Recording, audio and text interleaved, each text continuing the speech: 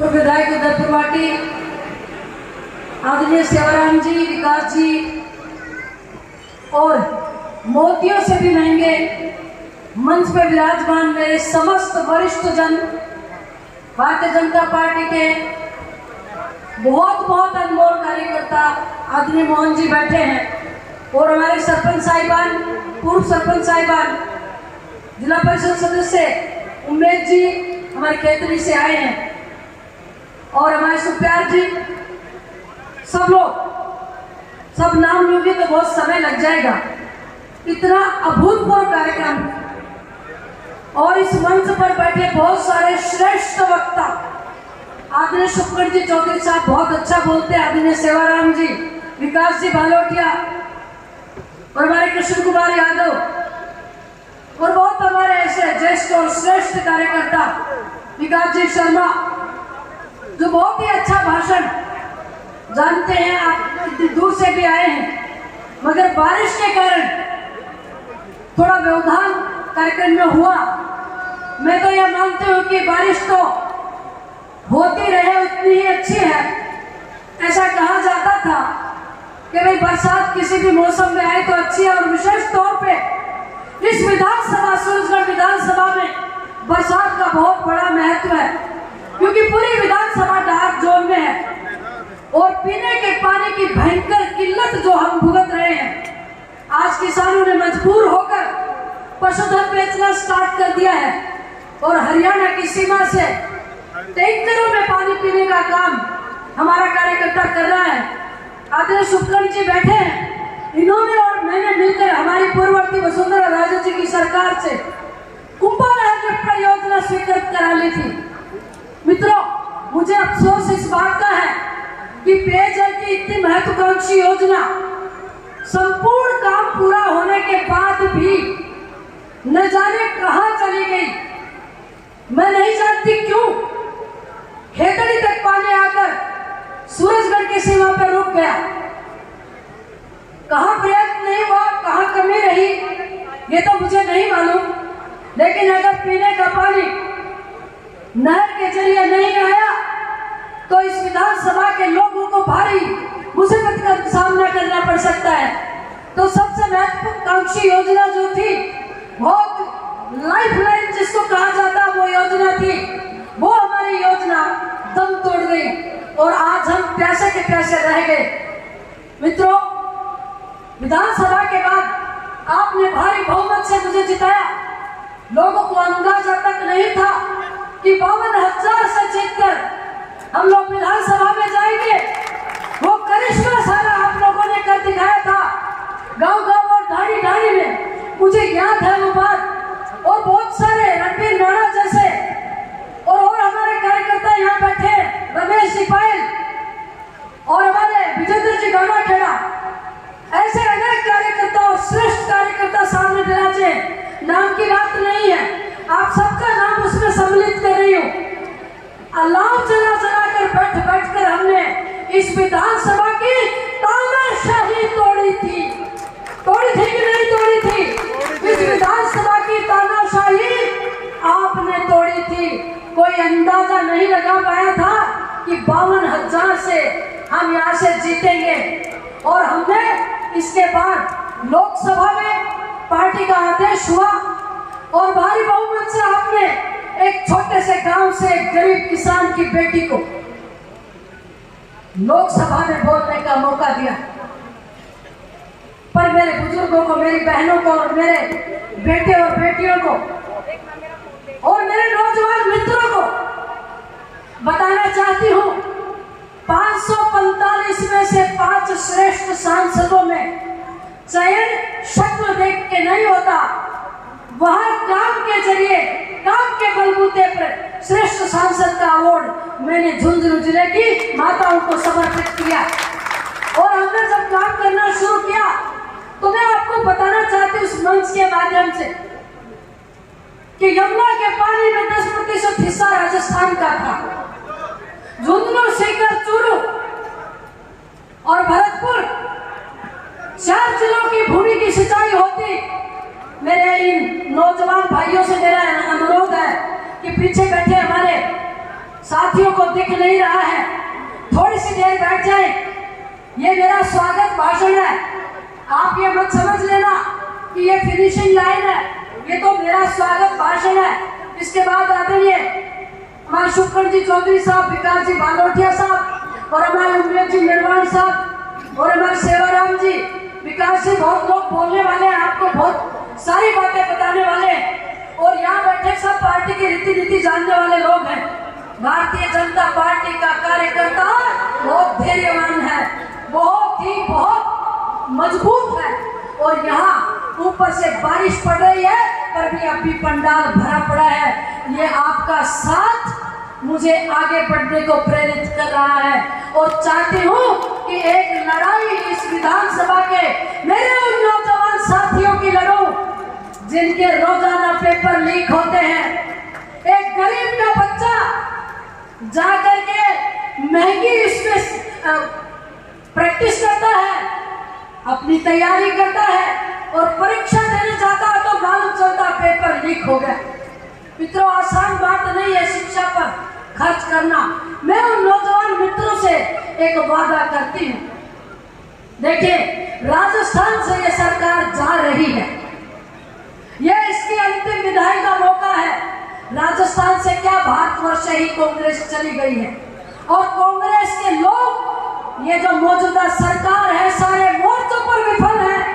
न लोगों को नौकरी दे पाए, न परीक्षाएं करवा पाए, न मेरी बहनों की हिफाजत करवा पाए और न हमको पानी पिला पाए। और इधर केंद्र सरकार की जो हर घर में नल योजना का पैसा सारा आ गया, लेकिन किसी घर में पानी पहुंचा हो तो मैं आपसे पूछना चाहती हूँ, नहीं पहुंचा।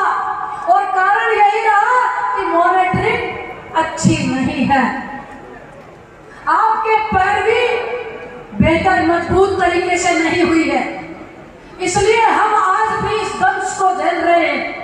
एक जगह जगह मैंने गांव में देखा है, किसान बेचारा अपने बलबूते के ऊपर गौशालाएं चला रहा है। ये किसान अपने बच्चों का पेट तो भर नहीं पाता, बेचारा किसकी निकाली हुई गौओं की सेवा करे, लेकिन मरता क्या न करता। जगह जगह गौशालाएं खोल रखी है, किसान अपने बलबूते पर उनका चारा और पानी का प्रबंध कर रहा है, सुध लेने वाला कोई नहीं है। पिछले दिनों पहले तो मौसम की मार ने फसलों को चौपट किया और ऊपर से खाज में दांत ने दुखी किया, ओले भी आ गए, फसलें चौपट हो गई। मित्रों, यहाँ ज्ञापन देने से काम नहीं चलने वाला है, इसके लिए ठोस लड़ाई लड़नी पड़े। और हम सब ने, मेरे किसान भाइयों ने मिलकर जो लड़ाई लड़ी, उसका थोड़ा सा परिणाम न के बराबर मुझे तो मंजूर नहीं है। सरकार के कान पर जो भी रेवती नहीं है। हमने इस जिले में आजादी के बाद से आज तक 72 वर्ष में एक भी नेशनल हाईवे नहीं था। रेवाड़ी से फतेहपुर, सीकर से लोहारू और चूरू से लेकर आपके पिलानी होता हुआ ये जो स्टेट और नेशनल हाईवे बन रहे हैं, 7 साल से बंद पड़ी ट्रेन वापस चली। सैनिक स्कूल इस जिले में खुला, पासपोर्ट कार्यालय इसलिए खोला कि ये मेरे नौजवान मित्र खाड़ी देशों में जाते हैं, पढ़ने जाते हैं, नौकरी करने जाते हैं, जयपुर के चक्कर लगाने पड़ते थे। राजस्थान का पहला पासपोर्ट कार्यालय झुंझुनू में खुला, हमने वन स्टॉप सेंटर खोला।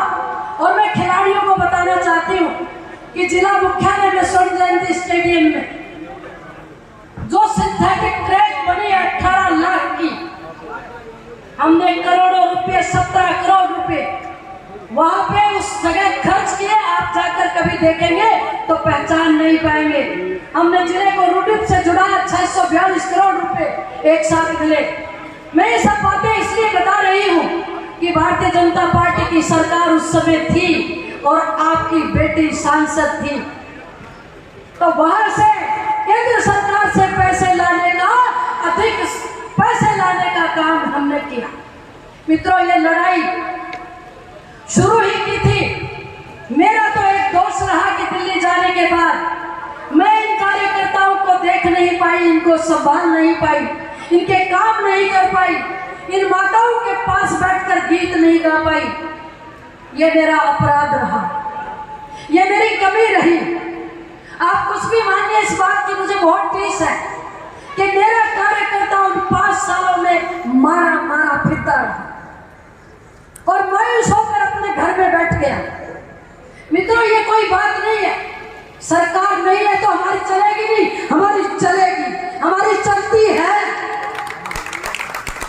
और हम कुछ भी नहीं है तो भी जिगर है, हिम्मत है और अपने लोगों का साथ है और इन माताओं का आशीर्वाद है।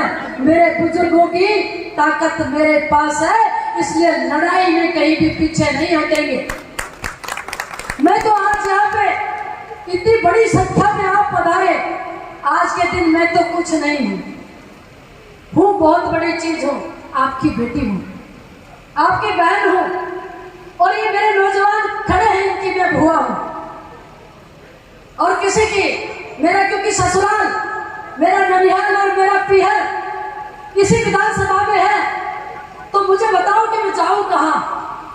मुझे तो आप ही के बीच मरना है और आप ही के बीच रहना है। और जिस नाव में आप बैठे हो उसी में तो मैं बैठी हूँ। जब डूबेंगे तो साथ साथ, लेकिन डूबने आपकी ये शेर बेटी देगी नहीं। मैं खड़ी हूँ आपके साथ और मेरे सामने उपस्थित मेरी बहनों को मैं कहती हूँ, छुई मुई मत बनो, दबंग बनना है और आगे बढ़ना है। और मेरे नौजवान मित्रों को, कल मैं एक गांव में गई थी, किसी ने मुझे कहा था कि भैया हमारी रेजिमेंट की भी बात करना। तो मैंने कहा भाई, जाट रेजिमेंट, हिल रेजिमेंट और बहुत सारी रेजिमेंट खुलनी चाहिए, कहाँ दिक्कत है? एक तगमाई तो लगता है, किसी का हक थोड़ी माना जा रहा है। तो ये ऐसी बातें बहुत सारी हैं जिनकी लड़ाई मित्रों हमको लड़नी है। मैं तो प्रणाम करती हूँ मंच के ऊपर सर झुकाकर आपको, मैं आभारी हूँ आपकी, मैं ऋणी हूँ आपको। विश्वास दिलाती हूँ कि आपके फोन के साथ मैं आपके पास उपस्थित रहूंगी। मैं संपूर्ण विराजित लोगों से एक वादा करवाना चाहती हूँ, अगर आप हाँ कहें तो मेरी बात कहना चाहती हूँ। जैसे मैं हूँ और मेरी तरह की अनेक बहनें, चाहे वो कविता यादव हो, चाहे वो नीरू यादव हो, चाहे और हमारी बहनें हो जो चुनाव लड़ती हैं, जो सार्वजनिक जीवन में रहती हैं, उनके लिए घटिया शब्द किसी के द्वारा आप नहीं सुनेंगे, ये वादा मुझसे करके जाना होगा। तब तो मैं समझूंगी कि मेरी बात आप तक पहुंची है। वो कहते हैं आप हंस देते हो, उनको लगता है कि आप उनकी तारीफ कर रहे हो। हर एक आदमी को हिफाजत अपनी बहू और अपनी बेटियों की करनी पड़ेगी। अगर आप मेरे साथ सहमत हैं, मेरी बात से सहमत हैं, बेटी किसी की भी हो सकती है, किसी जाति की हो सकती है, गरीब या अमीर की हो सकती है, वो संतोष हो सकती है और वो राधा हो सकती है और ये कलाकार बेटियां हो सकती हैं। बेटियों के लिए घटिया शब्दावली जो सुनता है, मैं कहती हूँ वो सबसे कमजोर पुरुष। इसलिए आपको मुझसे वादा करना पड़ेगा कि आगे से कभी ऊँटनी बोलते हैं, कभी घोड़ी बोलते हैं, कभी चुटली वाली बोलते हैं, कभी कुछ बोलते हैं, मुंह ऐसा बोलते हैं। अब की बार गांव में वो घुसेगा जो हमारी माताओं और बहनों की इज्जत करेगा। और ये तो मुझसे कहती है, खोटा बोलेगा वोट नहीं देंगे, कहती हो कि नहीं? ये सब ऊपर हाथ करेंगे, सब बोल रही है कि हम सहमत है इस बात से। तो जरा एक बार सब लोग ऊपर हाथ करके भारत माता का नारा लगाएंगे, भारत माता की। कुछ हाथों में जरा ताकत कम थी, उनका मानस थोड़ा कम होगा, क्योंकि स्त्री आगे बढ़ती चला देखी नहीं जाती है। भारत माता की। आपका बहुत बहुत आभार, आपने हर मुश्किल की घड़ी में मेरा साथ दिया। मैं जिक्र कर रही थी, चाहे मैंने 1990 में अपना 9 वर्ष का बेटा खोया, चाहे मैंने 38 साल की उम्र में मेरा इकलौता भाई खोया, या मैं कोई भी चुनाव हारी, या मेरा टिकट कटा, या मैं कहीं भी बीमार पड़ी, पैर टूट गया, बुखार हो गया, तो आपने मुझे घर पर जाकर संभाला और मजबूती से मेरे इर्द गिर्द एक घेरा बनाकर खड़े रहे। मैं मंच पर सर टिकाकर आप सबका अभिवादन करती हूँ। मैं आपको बहुत आपकी आभारी हूँ और जहाँ आपका पसीना गिरेगा मेरे खून का कतरा समर्पित होगा। मैं इसी बात के साथ आपका बहुत बहुत सम्मान करती हूँ। जय भारत।